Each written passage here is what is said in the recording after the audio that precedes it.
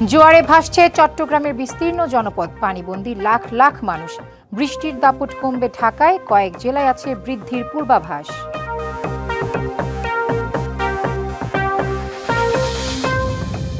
জনগণের দোরগোড়ায় স্বাস্থ্যসেবা পৌঁছে দিতে চায় সরকার, বললেন প্রধানমন্ত্রী। 1 লাখ স্বাস্থ্যকর্মী ও 25,000 মিডওয়াইফ নিয়োগের প্রক্রিয়া চলছে।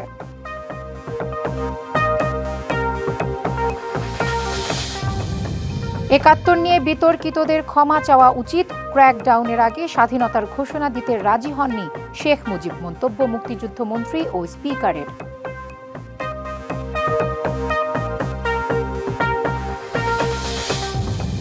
এক দশকের বেশি সময় ধরে ঝিমিয়ে আছে জন্ম নিয়ন্ত্রণ কার্যক্রম, বেড়েছে জন্মদানের হার। ঝুঁকির আলামত হিসেবে দেখছেন জনসংখ্যা বিশেষজ্ঞরা।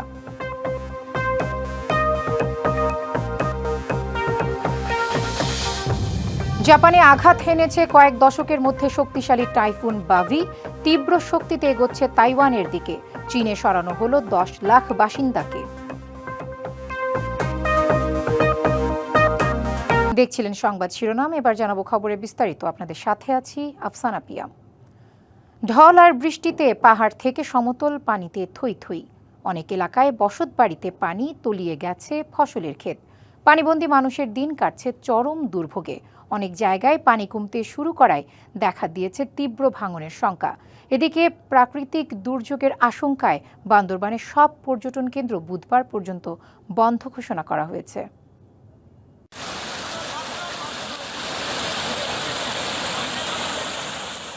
চারদিকে পানি, মাঠঘাট, সড়ক আর জনপদ সবকিছু যেন এক বিস্তীর্ণ জলসারির অংশ হয়ে গেছে। টানা বৃষ্টি আর উজানের ঢলে বহু নিম্নাঞ্চল এখনো প্লাবিত।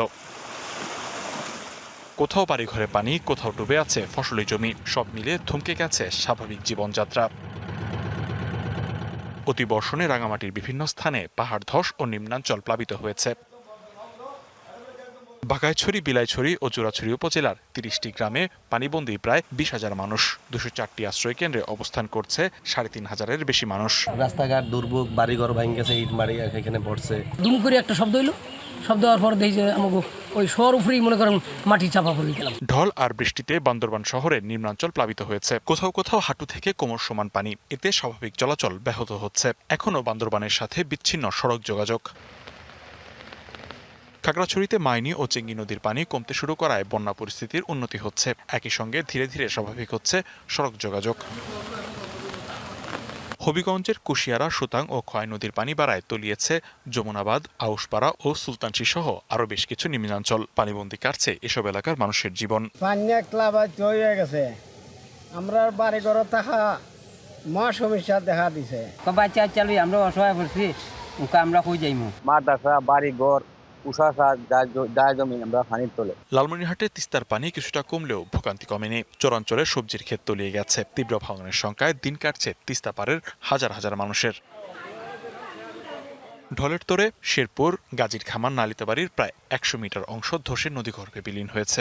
বাকি অংশে ঝুঁকি নিয়ে পারাপার হচ্ছে যানবাহন।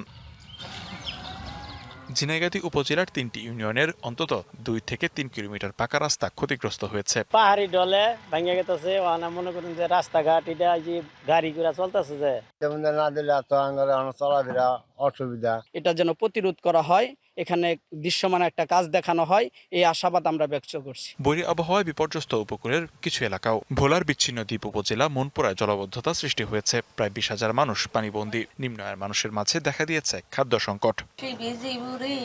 লিখন কাতি ভৌমিক, ডিবিসি নিউজ ডেস্ক। টানা বৃষ্টিতে ডুবে আছে চট্টগ্রামের বিস্তীর্ণ এলাকা। আরও জানাতে সেখান থেকে সরাসরি যোগ দিচ্ছেন সহকর্মী আরিফুল ইসলাম। আরিফ, আজকে চট্টগ্রামের পরিস্থিতি জানাবেন। থেকে বৃষ্টির যে বৃষ্টিপাতের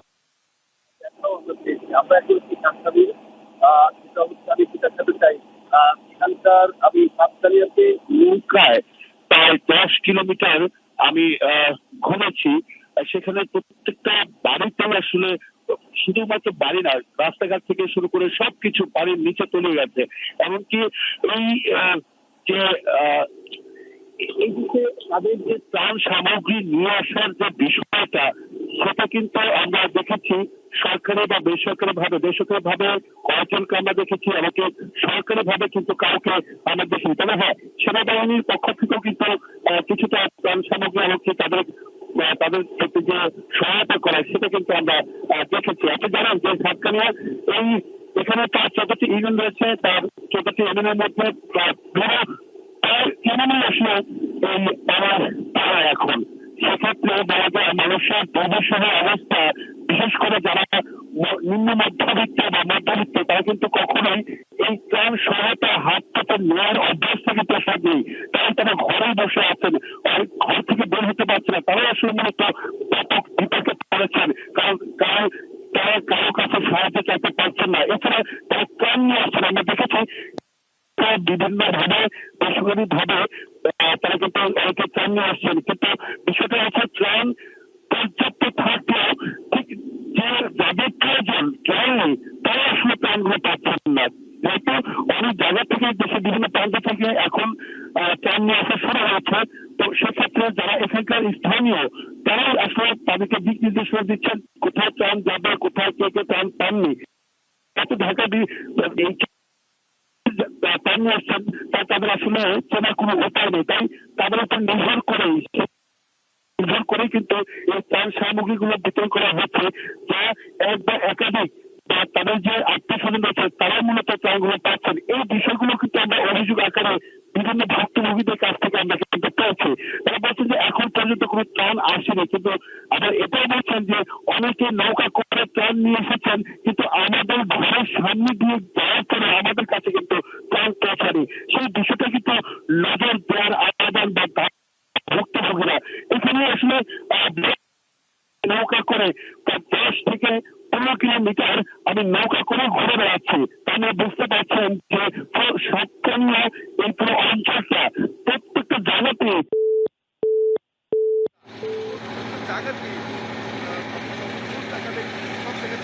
বন্যার পানি শুধু বাড়ি ঘর ডোবায় না, ডোবায় স্বপ্ন। কক্সবাজারের চকরিয়ায় টানা ভারী বর্ষণে 11টি ইউনিয়নের প্রায় 5 থেকে 6 লাখ মানুষ এখন পানিবন্দী। কারো ঘরে খাবার নেই, কারো কাছে নেই বিশুদ্ধ পানি। নিজের ঘর থাকলেও সেখানে থাকার উপায় নেই। 6 দিনের জলাবদ্ধতায় জীবন যেন থমকে গেছে। সকালে ঘুম ভাঙে না পাখির ডাকে, ভাঙে পানির শব্দে। যে উঠান শিশুদের দৌড়ঝাঁপ ছিল সেখানে এখন ছোট ছোট ঢেউ। যে ঘরে সন্ধ্যায় জ্বলতো আলো সেখানে আজ হাঁটু সমান পানি। চকরিয়া হাজারো পরিবারের কাছে 6 দিন মানে একটি দীর্ঘ অনিশ্চিত অপেক্ষা। ঘরগুলো দাঁড়িয়ে আছে, কিন্তু ঘরে নেই নিত্যদিনের স্বাভাবিক জীবন। বিছানা, আসবাব, চাল ডাল, কাপড় সবকিছুই পানিতে নষ্ট।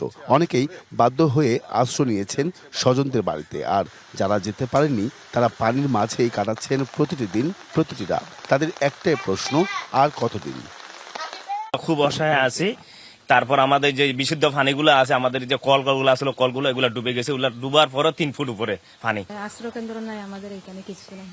পানি আগাগোড়া ডুবে গেছে, মাল মাত্রা ক্ষতি হয়েছে, অনেক জিনিস ক্ষতি হয়েছে। পানিতে ডুবে গেছে নলকূপ, তাই বিশুদ্ধ পানির জন্য তাকিয়ে থাকতে হয় আকাশের দিকে।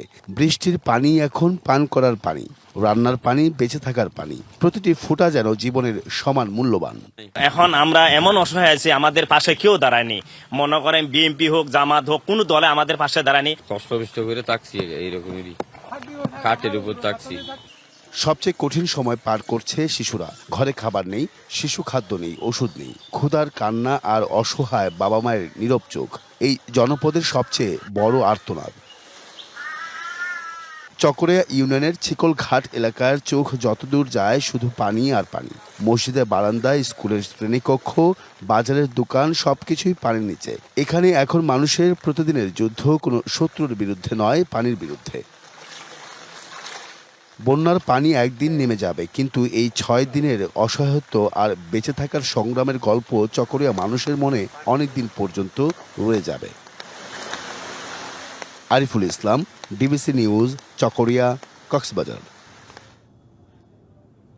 ঢাকায় বৃষ্টি কমলেও বাড়ার শঙ্কা আছে ময়মনসিংহ, রংপুর, রাজশাহী, সিলেট জেলায়। সেই সাথে বরিশাল, চট্টগ্রাম বিভাগের কোথাও কোথাও মাঝারি থেকে অতি ভারী বর্ষণ হতে পারে। আর সোমবার থেকে কেটে যাবে মেঘাচ্ছন্ন ভাব। নিয়মিত ব্রিফিংয়ে জানিয়েছে আবহাওয়া অফিস। জানানো হয়, সারা দেশে দিন এবং রাতের তাপমাত্রা প্রায় অপরিবর্তিত থাকবে এ সময়। ঢাকায় আর অতি ভারী বৃষ্টির পূর্বাভাস নেই। জানানো হয়, সাগরে সৃষ্ট লঘুচাপটি দুর্বল হয়ে গেছে। মৌসুমি বায়ুর প্রভাবে 4 সমুদ্র বন্দরকে 3 নম্বর স্থানীয় সতর্ক সংকেত দেখাতে বলা হয়েছে।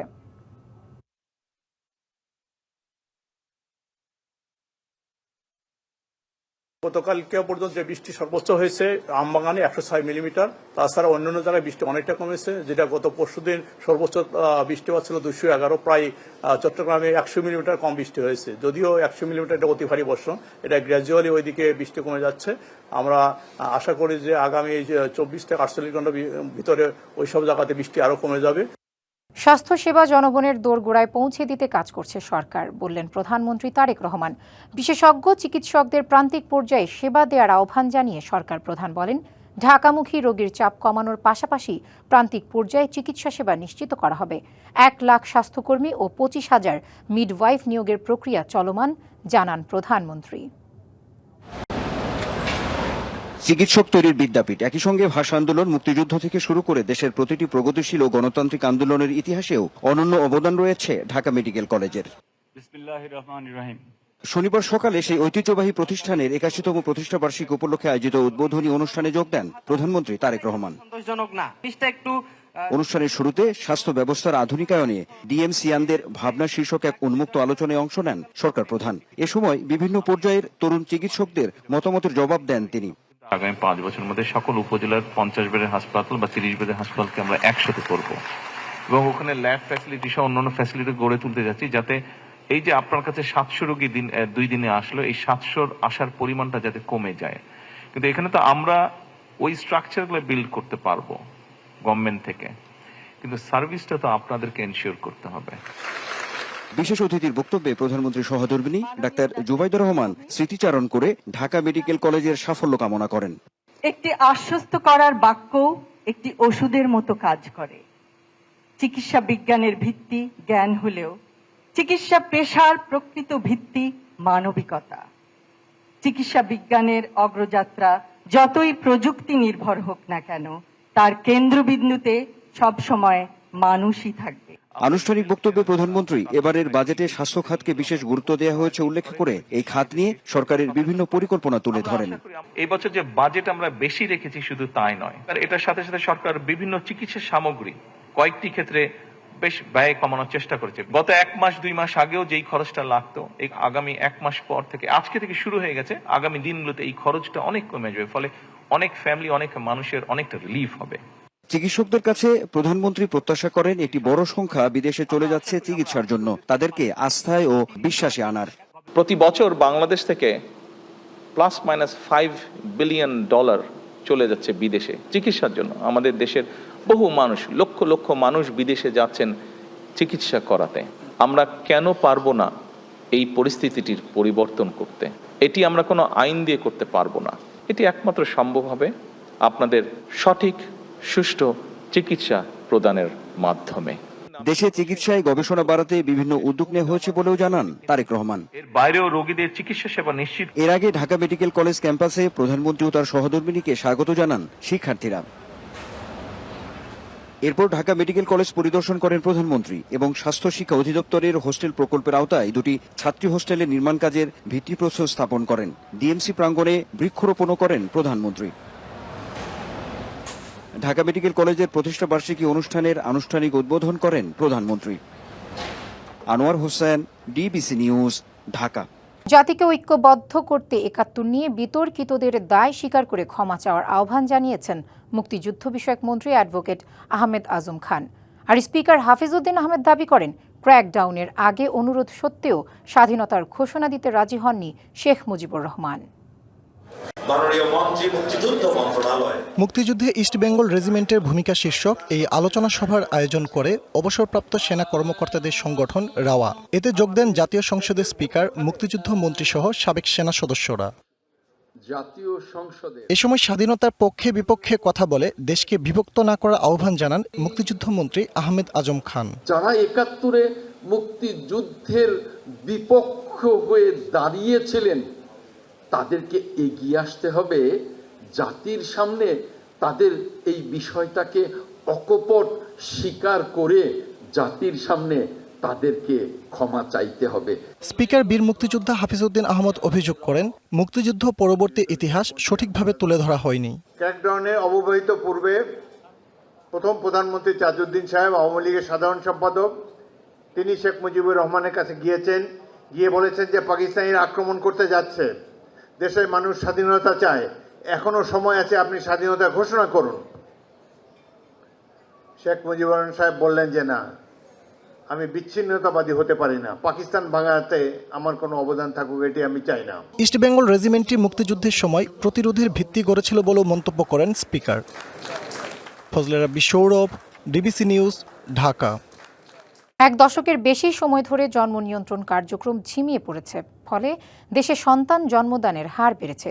জনসংখ্যা বাড়লেও বিপরীতে গড়ে ওঠেনি দক্ষ ও কর্মক্ষম জনগোষ্ঠী, যা বড় চাপ এবং ঝুঁকির আলামত হিসেবে দেখছেন জনসংখ্যা বিশেষজ্ঞরা। রাজধানী ঢাকায় সরকারি হিসেবে 1 কোটি মানুষের বসবাস, যা বেসরকারি হিসেবে 2 কোটিরও বেশি। ঢাকাসহ দেশের জনসংখ্যা যেভাবে বাড়ছে তাতে কর্মসংস্থান সৃষ্টিতে চ্যালেঞ্জের মুখে বাংলাদেশ। 2024 থেকে 25 এক বছরের ব্যবধানে দেশে বেকার বেড়েছে 1,60,000-এর বেশি। অথচ 18 কোটি জনসংখ্যার এই দেশে অধিকাংশ মানুষ তরুণ ও কর্মক্ষম। প্রায় 8 কোটি কর্মক্ষম মানুষ ছড়িয়ে আছে দেশের নানা প্রান্তে। জনসংখ্যা বৃদ্ধির হারকে তাই সুযোগ হিসেবে দেখছেন গবেষকরা। বিশেষজ্ঞদের দাবি, দেশের আর্থসামাজিক উন্নয়নে ভূমিকা রাখতে পারে তরুণ ও কর্মক্ষম জনগোষ্ঠী। বিপুল জনগোষ্ঠীকে তথ্য প্রযুক্তি ও কারিগরিকভাবে দক্ষ করা গেলে সঠিক ব্যবহার সম্ভব হবে বলেও অনেকে মনে করেন। আমরা যদি এটাকে দক্ষ এবং কর্মক্ষম জনগোষ্ঠী করে দেশে সরকারি খাতে, বেসরকারি খাতে, ব্যক্তি উদ্যোক্তা খাতে এবং বিদেশে এটিকে সমানভাবে যদি এক্সপোর্ট করতে না পারি এবং সমানভাবে যদি কাজে লাগাতে না পারি, তাহলে এটা আবার আমাদের জন্য একটা চাপ তৈরি করতে সৃষ্টি করবে। সম্ভাবনার পাশাপাশি আছে প্রজনন স্বাস্থ্য রক্ষায় উদাসীনতাও। প্রতি বছর নতুন 30 লাখের বেশি শিশু যুক্ত হচ্ছে মোট জনসংখ্যায়। বিশেষজ্ঞদের দাবি, অতীতের প্রাতিষ্ঠানিক দুর্বলতার কারণে দেশের কর্মক্ষম জনগোষ্ঠীকে শতভাগ ব্যবহার করতে পারেনি বাংলাদেশ। যুব সমাজ একটা বড় অংশ কর্মক্ষম, কিন্তু তারা চাকরির সুযোগ পাচ্ছে না। সেটা ডেফিনেটলি দেশের উন্নয়নে একটা বড় বাধা বা বড় চ্যালেঞ্জ হিসেবে আমরা মনে করি। তো যখন একজন করে অনেকজন হয়ে যায়, তখন সেটা কিন্তু দেশের জন্য একটা বড় বোঝা হয়ে যায়।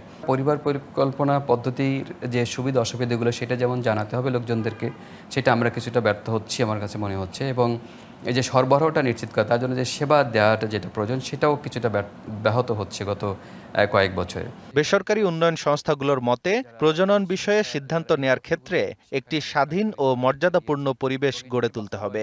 সেই সাথে জনসংখ্যার প্রবৃদ্ধির সুযোগ কাজে লাগানোর তাগিদও দিচ্ছেন গবেষকরা। আঞ্জাম খালেক, ডিবিসি নিউজ, ঢাকা। 2024 আগস্টে কাশিমপুর কারাগার থেকে পালিয়ে যাওয়া মৃত্যুদণ্ডপ্রাপ্ত আসামি আব্দুল্লাহ শিকদারকে 23 মাস পর গ্রেপ্তার করেছে র্যাব 4। গোয়েন্দা তথ্যের ভিত্তিতে রাজধানীতে অভিযান চালিয়ে তাকে গ্রেপ্তার করা হয়। এক ব্রিফিংয়ে এ তথ্য জানিয়েছে র্যাব 4। 2024 সালের 6 আগস্ট কাশিমপুর কারাগারে সহিংসতা ও অগ্নিসংযোগের মধ্যে 200-এর বেশি বন্দীর সঙ্গে পালিয়ে যান হত্যা মামলার মৃত্যুদণ্ডপ্রাপ্ত আসামি আব্দুল্লাহ শিকদার। শনিবার সকালে মিরপুর র্যাব 4-এর সদর দপ্তরে সংবাদ সম্মেলনে জানানো হয়, কারাগারে সহিংসতার সময় একটি বৈদ্যুতিক পিলার ভেঙে মই হিসেবে ব্যবহার করে পালিয়ে যায় আব্দুল্লাহ। এরপর দেশের বিভিন্ন এলাকায় আত্মগোপনে ছিলেন তিনি। 5 আগস্টের পরে যে উদ্ভূত পরিস্থিতি, সহিংসতার মধ্যে গ্রেপ্তারকৃত আসামি আব্দুল্লাহ শিকদার বৈদ্যুতিক পিলার ভেঙে একটি মই তৈরি করে এবং এই মইয়ের সাহায্যে তারা যে কারাগারের সীমানা প্রাচীর টপকে পালিয়ে যায়। তবে তথ্য ও প্রযুক্তির সহায়তায় রাজধানীর দারুস-সালাম এলাকায় তার অবস্থান শনাক্ত করা হয়। শুক্রবার অভিযান চালিয়ে তাকে গ্রেপ্তার করা হয়। আমরা নিশ্চিত হই যে গ্রেপ্তারকৃত আব্দুল্লাহ আমাদের দারুস-সালাম থানাধীন এলাকায় আত্মগোপনে আছে এবং সেই প্রেক্ষিতে গতকাল 10 জুলাই আমরা অভিযান পরিচালনা করে তাকে গ্রেপ্তার করি। 2021 সালে সুদের টাকা আদায়কে কেন্দ্র করে হাতুড়ি ও কুড়ালের আঘাতে এক ব্যক্তিকে হত্যার ঘটনায় আব্দুল্লাহ সহ 3 জনকে মৃত্যুদণ্ড দেয় আদালত। গোপালগঞ্জের একটি হত্যা মামলায় মৃত্যুদণ্ডপ্রাপ্ত হয়ে গত 23 ডিসেম্বর 2023 থেকে কাশিমপুর কারাগারে বন্দী অবস্থায় ছিল। র্যাব বলছে কাশিমপুর কারাগার থেকে পালিয়ে যাওয়া অন্য বন্দীদের গ্রেপ্তারেও গোয়েন্দা নজরদারি ও অভিযান অব্যাহত রয়েছে। যে বাকি যে পলাতক আসামিদের তাদেরকে নিয়ে আমরা কাজ করতেছি। Sunny Ahmed, DBC news, Dhaka. দক্ষিণ এশিয়া থেকে শুরু করে পূর্ব এশিয়ার বিস্তীর্ণ অঞ্চলে দেখা দিয়েছে প্রাকৃতিক দুর্যোগের তাণ্ডব। জাপানে আঘাত হেনেছে কয়েক দশকের মধ্যে সবচেয়ে শক্তিশালী টাইফুন বাভি, এগিয়ে যাচ্ছে তাইওয়ানের দিকে। তবে চীন সহ বিভিন্ন দেশেরই মধ্যে পড়েছে টাইফুন বাভির প্রভাব। দেশটিতে 10 লাখেরও বেশি বাসিন্দাকে নিরাপদ আশ্রয়ে সরিয়ে নেওয়া হয়েছে। এরই মধ্যে ফিলিপিন্সের প্রভাবে নিহত হয়েছে অন্তত 15 জন। এশিয়ার বিভিন্ন অঞ্চলে দেখা দিয়েছে মৌসুমী জলবায়ুর প্রভাব। জাপানে আঘাত হেনেছে টাইফুন বাভি। শনিবার এর প্রভাবে দেশটির সাকিশিমা দ্বীপে শুরু হয়েছে ভারী বৃষ্টি। এর আগে শুক্রবার ফিলিপিন্সে বাভির প্রভাবে ভূমিধসে প্রাণ গেছে অন্তত 15 জনের। জাপানের পর তাইওয়ান ও চীনের দিকে এগিয়ে যাচ্ছে বাভি। টাইফুনের প্রভাব এড়াতে সর্বোচ্চ সতর্কতা নিয়েছে তাইওয়ান সরকার। পাহাড়ি এলাকা থেকে নিরাপদে সরিয়ে নেওয়া হয়েছে কয়েক হাজার মানুষকে। ঝড়ের আশঙ্কায় বন্ধ রাখা হয়েছে দ্বীপটির স্বাভাবিক সব কার্যক্রম। এদিকে চীনেও বাভির প্রভাবে শনিবার থেকেই শুরু হয়েছে তীব্র ঝড়ো হাওয়া ও ভারী বৃষ্টিপাত। বাতিল করা হয়েছে 917টি আন্তর্জাতিক এবং 274টি অভ্যন্তরীণ ফ্লাইট। বন্ধ রাখা হয়েছে সব অফিস আদালত। পরিস্থিতি এখনো বেশ স্বাভাবিক। আমরা যতটা ভয় পেয়েছিলাম ততটা মারাত্মক নয় এটি। সাধারণ বৃষ্টির দিনের চেয়ে বাতাস কিছুটা বেশি। Rahnuma Fermin, DBC news desk. যুক্তরাষ্ট্র ও ইরানের যুদ্ধবিরতি শেষ, এমন ঘোষণা দিয়েছেন মার্কিন প্রেসিডেন্ট ডোনাল্ড ট্রাম্প। তবে তেহরানের অনুরোধে আলোচনা চলবে। সংঘাত বাড়লেও কূটনীতিতে সম্মতি দিয়েছে ওয়াশিংটন। এদিকে উত্তেজনার জন্য যুক্তরাষ্ট্র ও ইসরায়েলকে দায়ী করছে ইরান। আর মধ্যপ্রাচ্যে ইরানের হামলার নিন্দা জানিয়েছে যুক্তরাজ্য ও ফ্রান্স। মধ্যপ্রাচ্যে আবারও উত্তেজনা। এক মাসেই ভাঙল যুদ্ধবিরতি। ট্রুথ সোশ্যালে এমন পোস্ট দিয়েছে ডোনাল্ড ট্রাম্প। সাফ জানিয়েছেন যুদ্ধবিরতির মেয়াদ শেষ, তবে তেহরান আলোচনার অনুরোধ করছে। তাই ওয়াশিংটন দ্বিপাক্ষিক আলোচনা চালিয়ে যাবে। পারস্য উপসাগরে জাহাজে হামলা চালিয়েছে ইরান। কাতার ও সৌদির জাহাজে এই হামলা হয়। এর জেরে ইরানে বিমান হামলা চালিয়েছে মার্কিন বাহিনী। দক্ষিণাঞ্চলীয় বেশ কয়েকটি শহর ও রেল সেতুতে হামলা হয়। ধ্বংস করা হয় অন্তত 30টি মাছ ধরার নৌকা। বসে নেই ইরানও। উপসাগরীয় দেশে থাকা মার্কিন ঘাঁটিতে পাল্টা হামলা চালিয়েছে তারা। যুক্তরাষ্ট্রের এই পদক্ষেপ আন্তর্জাতিক আইনের লঙ্ঘন। একে ইসলামাবাদ এমওইউ এর লঙ্ঘন বলছে ইরান। যুক্তরাষ্ট্র সামরিক হামলা চালিয়েছে। তারা আমাদের সার্বভৌমত্ব লঙ্ঘন করেছে। হরমুজ প্রণালীর নিরাপত্তা রক্ষার দায়িত্ব শুধু ইরানের। এখানে কোনো বহিরাগত শক্তির হস্তক্ষেপ মানব না। এই সংকট নিয়ে জাতিসংঘের জরুরি বৈঠক হয়েছে। ফ্রান্স ও যুক্তরাজ্য ইরানের হামলার তীব্র নিন্দা জানিয়েছে। অন্যদিকে যুক্তরাষ্ট্রকেই দায়ী করেছে চীন ও রাশিয়া। ইরান আন্তর্জাতিক নিয়ম ভাঙছে। তারা বেসামরিক জাহাজে মিসাইল হামলা চালাচ্ছে। বেসামরিক স্থাপনায় হামলা হলে আমরা চুপ থাকব না। যুক্তরাষ্ট্র এর কড়া জবাব দেবে। আগামী সপ্তাহে নতুন আলোচনা শুরু হতে পারে। সুইজারল্যান্ডে এই বৈঠক হওয়ার কথা রয়েছে। 5 মাসের সংঘাতে বিশ্ব অর্থনীতিতে অস্থিরতা চলছে। পরবর্তী আলোচনার সফলতার উপরই নির্ভর করছে এর সমাধান। জয় রায়, ডিবিসি নিউজ ডেস্ক। বাহামাসে একটি ছোট উড়োজাহাজ বিধ্বস্ত হয়ে অন্তত 10 জন নিহত হয়েছেন। শুক্রবার দেশটির রাজধানী নাসাউয়ের পশ্চিমে উত্তর অ্যান্ড্রয়ের জলভাগে এই মর্মান্তিক দুর্ঘটনাটি ঘটে। বাহামিয়ান উড়োজাহাজ দুর্ঘটনার তদন্ত কর্তৃপক্ষ বিবৃতিতে জানিয়েছে, বিধ্বস্ত উড়োজাহাজটি বাহামাসে নিবন্ধিত একটি সেসনা 402 মডেলের ছোট উড়োজাহাজ ছিল। এটি নাসাউয়ের লিন্ডেন পিন্ডলিং আন্তর্জাতিক বিমানবন্দর থেকে সান অ্যান্ড্রেসের উদ্দেশ্যে যাত্রা করার পরপরই দুর্ঘটনার কবলে পড়ে। প্রথমে একজনকে জীবিত উদ্ধারের খবর পাওয়া গেলেও পরে চিকিৎসাধীন অবস্থায় তিনিও মারা যান। নিহতদের পরিচয় এখনও প্রকাশ করা হয়নি। দুর্ঘটনার কারণে এবং একই দিনে আরেকটি নিরাপত্তা ত্রুটির কারণে ফ্লেমিঙ্গো এয়ারের উড়োজাহাজ পরিচালনা সনদ সাময়িকভাবে স্থগিত করেছে সরকার।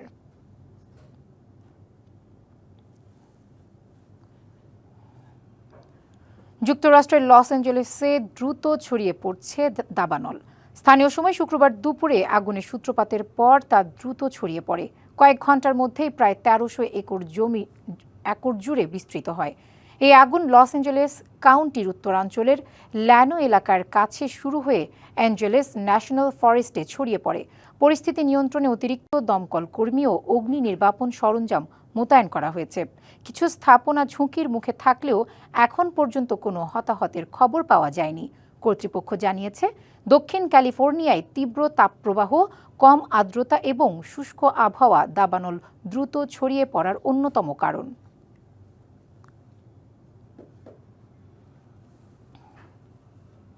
সংবাদ এই ছিল এখনকার মতো। ডিবিসি নিউজের সংবাদগুলো পড়তে ভিজিট করুন dbcnews.tv আর ভিজিট করুন ডিবিসির ফেসবুক পেজ এবং ইউটিউব চ্যানেল। ডিবিসির সঙ্গেই থাকুন।